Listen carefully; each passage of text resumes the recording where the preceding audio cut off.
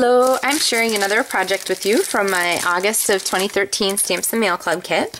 And the project I'm going to show you now is this two-step stamping card with the two-kind stamp set, which is one of my favorites from the new catalog that came out this summer. So if you haven't had a chance to play with it, I'll give you some inspiration ideas, or you could even get the Stamps and Mail Club kit from me and just make these cards exactly with all the supplies I'm showing you. So I'm going to set the pieces aside here and go ahead and fold my Whisper White cardstock in half. And then this card, you'll notice, has a really cool offset on the front, so when you open it you see the ribbon. And so we're going to go ahead and cut that. Now you can use scissors, but really you get a much cleaner line if you use a paper trimmer. So I have this Stampin' Up! Paper trimmer right here, and if you haven't seen this new trimmer, send me an email and ask me for some more details about it, because it's really, really wonderful. So I'm just going to trim off, I don't know, 3/4 of an inch or so there, and go ahead and get my ribbon put on the inside of my card. So I'm going to use some snail adhesive on the back of my ribbon.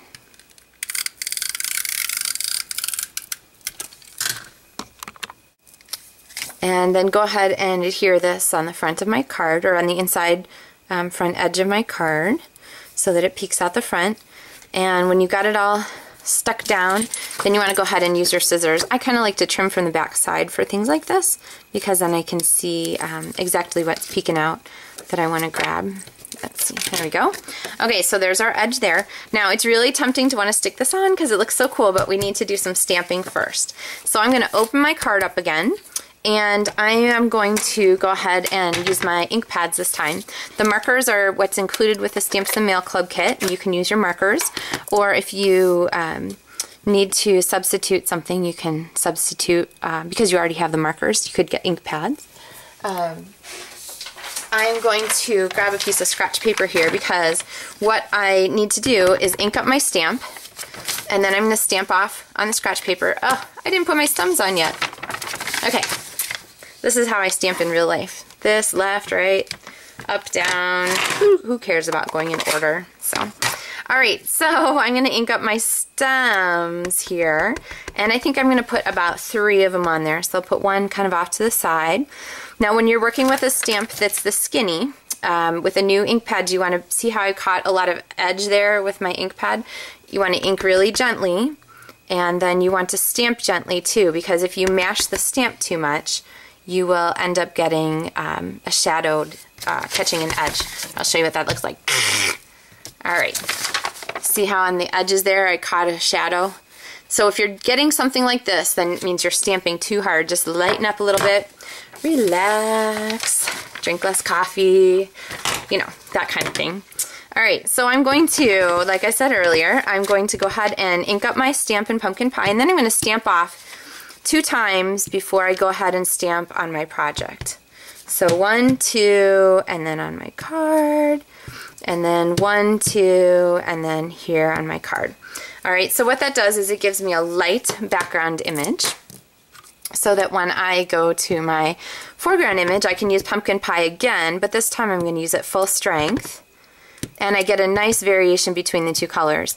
Now, stamping off is a great technique for making the most of your ink pads, because every ink pad can be 2 or 3 or even 4 colors, depending on the strength of the original pad. So stamp off once, twice, stamp off once, twice, stamp off once, twice. And you'll notice, maybe, I didn't tell you, that I varied the height of my stems a little bit. I don't really want my flowers to look like, you know, soldiers marching across a page.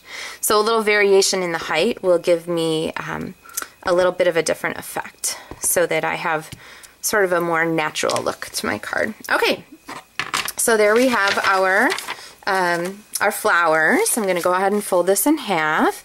Now you can do it. Now you can attach this, and I'm going to go ahead and put my snail adhesive right on the back of, on the front side of my border, and then I just kind of lay this down and just close my card down onto it. That way I can get it lined up exactly where I want. And grab it from this side here so I can see what I'm doing. And then I got it just a little bit too high here, so I'm going to go back with my scissors and trim what I can see. So now we have our border. Now you notice there's a piece missing. It's the greeting. And there is a strip here with my card kit.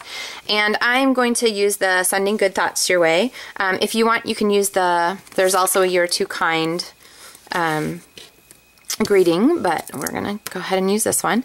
And I'm going to ink this one up in pumpkin pie. I'm going to stamp it about here. Alright, now you see I got it a little bit on the crooked side.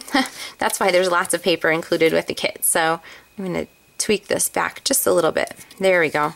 Now I also put it down near the bottom because what I want to do is cut this off, leaving room for a rhinestone. Okay. And then I'm going to trim this here. Now you can trim it with scissors again, but you can get a straighter cut if you use this.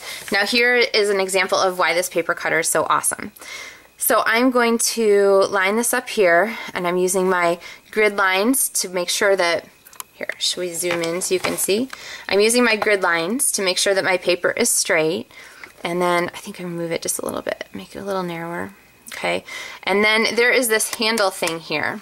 So what I'm gonna do now is put my finger on this handle and slide this across, and look, it didn't move. Ah, the magic right there.